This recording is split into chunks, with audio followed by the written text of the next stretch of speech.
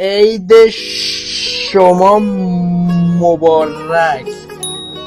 قربونت برم، عید تو هم مبارک پسر قشنگ. خاله جانم قشنگ من. دختر خوب سراغ نداری تو فامیلتون؟ نه خاله متاسفانه. ای من زشت پتی کلام. ریدم تو این وضع. عیدی برام نمیزنی خاله جون؟ چرا قربون قشنگیات برم. برات مرسی عیدی خاله. هم شماره کارتتو برام بده برات عیدی بزنم. 67. بیا خاله جان واریز شد برات.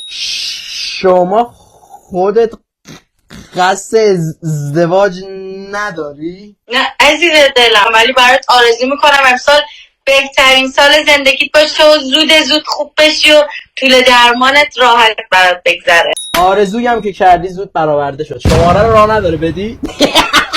چرا بیا اینم شماره 60شو فعلا میگی تا بقیه‌شو بهت بدم. احمق. حالا لیما گل لاله ما حالا